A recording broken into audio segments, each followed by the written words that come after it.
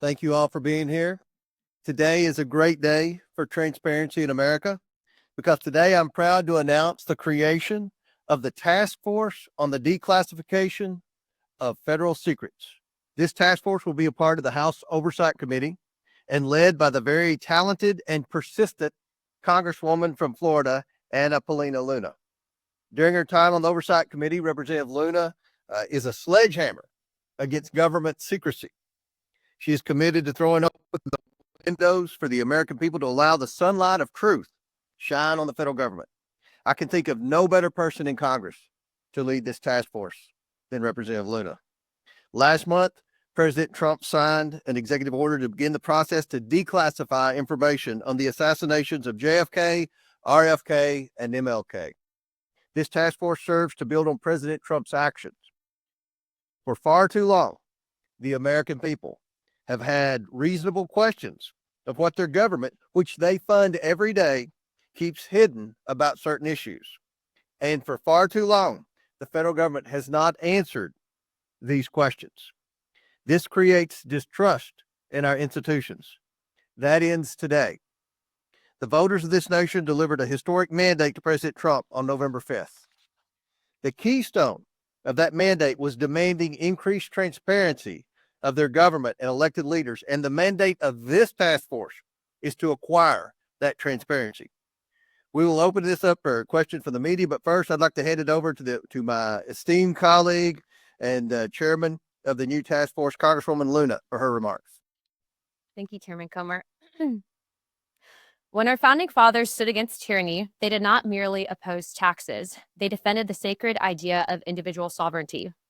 They declared that no government, agency, or title could infringe upon the freedoms of speech, religion, thought, and the pursuit of truth.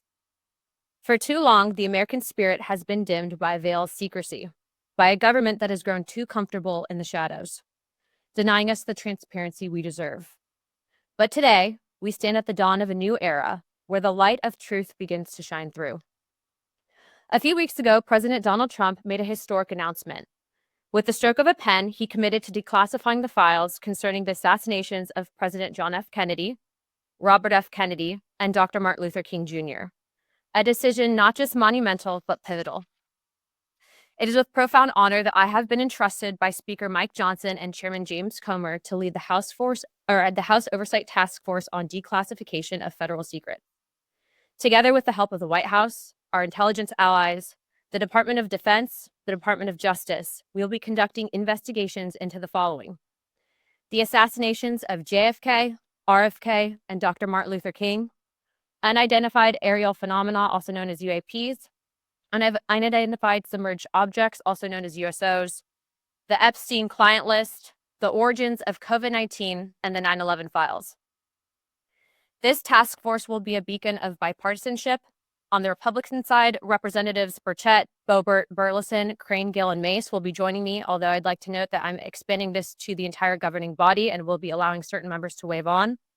Our first hearing is set for March. The date will be announced soon, and we've already initiated close to a dozen communications with various agencies, to include Pam Bondi at the Department of Justice and the Secretary of State. This will no longer be a task force that makes bold promises only to fade into irrelevance or send strongly worded letters. This will be a relentless pursuit of truth and transparency, and we will not stop until the American people have the answers they deserve. We will cut through the bureaucracy, challenge the stonewalling, and ensure that the American people finally get the truth that they have been denied for too long. If we are to endure and thrive as a nation, we must restore trust through transparency. The American people must be trusted to think for themselves, to form their own judgments from the truth that they are entitled to know. We've been treated like children for too long and kept in the dark by those we elected to serve us. It is my solemn duty to begin mending this trust, to form a new relationship between the government and the governed. Let us embark on this journey together towards a government that does not serve, but one that enlightens. That does not just serve, but one that enlightens. Trust through transparency, that begins now. Without further ado, we'd like to open it up for questions, as I'm sure many of you have those. Hands up. Thank you. Obviously, your goals are aligned with the administration's on the declassification, Mark King and the entities. how would you handle if you end up, whether it's President Trump or Attorney General Bondi or E&I Gabbard, if they disagree with, what you're looking to declassify on a certain topic, whether it's UAPs or 9/11 or something like that, how you handle that there's, some stuff that they don't necessarily. Well, certainly, I think that they'd be supportive, being that they're advocating for this, but also I want to remind the American people that this is bipartisan. There's also Democrats that are looking into answering these very questions, but certainly we would share that information with the American people. This is about transparency. And I think, again, as I stated for far too long, there's been a massive push to keep the American people in the dark, and that ends today. Chairman? The task force does not have to be where I do. The task force is going to be subsidiary of the full oversight committee. So if we have to issue one, Congresswoman Luna, we'll discuss it and we'll take appropriate action. But in full transparency, we have a great working relationship, as I said earlier, with the White House, with the DOJ, with the Secretary of Defense, and the Secretary of State. The incoming FBI director, I think, will be very supportive. And we've also been told that the CIA director is very supportive. To put in perspective, I think that this issue transcends not just one administration, but multiple administrations. And it hasn't been until now that we've been able to get people actually in positions of power that will push for transparency. Now, if I find that different entities in the various intelligence agencies are stonewalling us, I'm going to make that known to the American people. But as of right now, we are cautiously optimistic.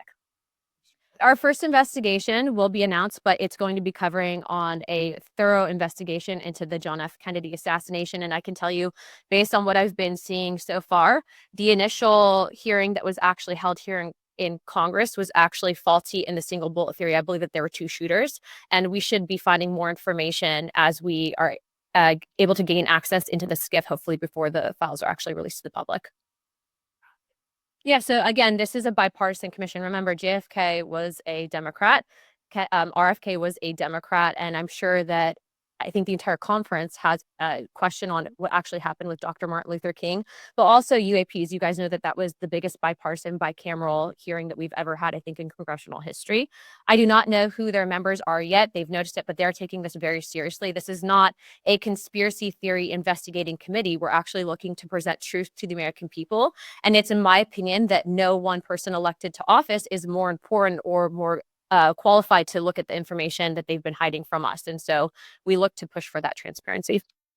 What sort of witnesses do you expect to have at your hearings? And these first ones in March, that department heads, former employees of various agencies. Would you like to jump in? Yeah, I was going to say, based on what we're actually looking to do with the JFK investigation, I'm looking to actually bring in some of the attending physicians at the initial assassination, and then also people that had been on the various commissions looking into, like the Warren Commission, looking into the initial assassinations. There's been conflicting evidence, and I think that even the FBI at the time reported some anomalies in the initial autopsy at Bethesda, Maryland.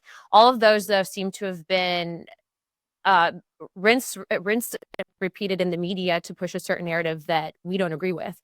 And so I think that in order to put to bed some of the theories that have been out there on John F. Kennedy, we have to know the full truth, and the full truth starts with transparency. And that's why these files are so important for the American people to read for themselves. The biggest information problems that we've had with the UAPs is the amount of stonewalling, stovepiping, and also it seems that there is this push to gaslight the American people into looking at the evidence and then not fully believing it. I think for us, if we're writing the budget, for example, into the Pentagon, if we're writing the budget overall for whatever programs might be out there, why is it that members of Congress who are given a top secret security clearance are being denied access? That's not a free and true government. And so for us, especially being that we have now a Secretary of State who's actually open to declassification and Marco Rubio, we're hoping to present that information and at least acknowledge it from a government perspective that we are not alone, but also let's see what the evidence is. Yes, in fact, the letters went out this morning, not just on RFK, JFK, and MLK, but on everything that I had listed above to include UAPs, Epstein, and 9/11 and COVID, to the State Department, Department of Defense, CIA, and then also we'll be sending some to the FBI, and letters have also gone out to the NSA. Well, what's interesting on that specific committee is what, to my understanding, when they actually brought in expert witnesses, they weren't actually people that were in in attendance to the initial autopsy at Bethesda. But also, this is a bigger committee than just the JFK assassinations. We're also expanding into Epstein, COVID origins, 9/11s, and then UAPs and USOs. And so before, where we initially had some of these hearings, this is going to be an encompassing committee that's going to work directly with the White House on information that they're declassifying. Correct. There's actually 3 different government investigations into the JFK assassination. But again, this committee is expanding not just there, but outwards into other fields. And again, we're working directly with the White House. In previous investigations, they didn't have access to the information that we are going to have access to.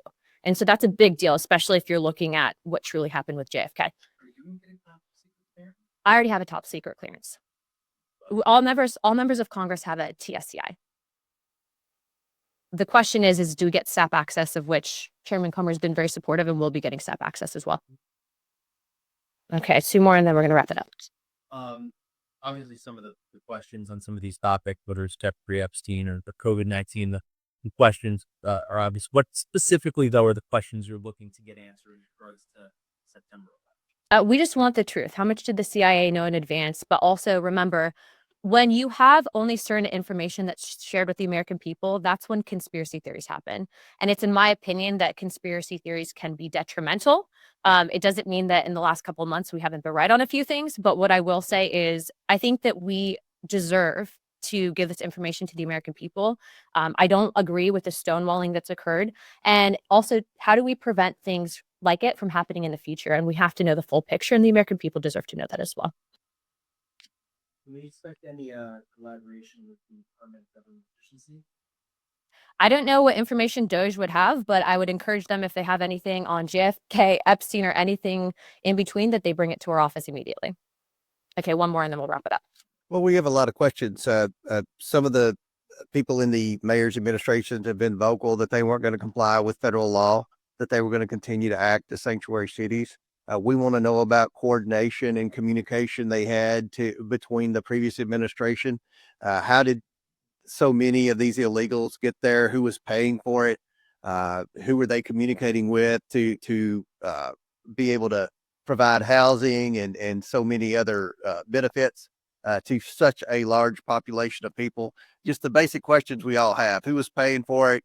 Who was leading the efforts to transport the illegals from wherever their entry point was in the United States to the sanctuary cities? And are the mayors going to comply with federal law now? Are they going to work with Tom Homan and the national security groups in the Trump administration to try to deport the criminal illegals and stop being a sanctuary city? You feel less worried about Eric Adams?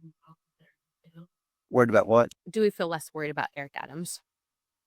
Eric Adams, I mean, he was one of the first mayors to bring up the crisis situation, the fiscal impact on the city. So I think he would be a very good witness, and we have a lot of questions for him, just like we do the other 3 mayors. So, all right, 1 last question, then we're going to wrap it up. News Nation, let's go.